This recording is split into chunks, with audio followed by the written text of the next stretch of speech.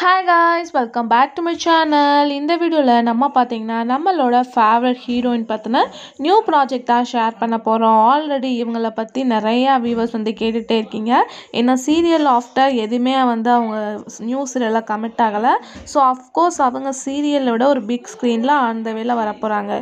So அவங்க யார் அப்படின்னு சொல்லிட்டு நல்லாவே திங்க் பண்ணியிருப்பீங்க. வேறு யாரும் கிடையாது, ஜீ தமிழில் ரொம்ப பாப்புலராக சீரியல் ரன்னான கோகுலத்தில் சீதை ஹீரோயின் ஆஷா கவுடா.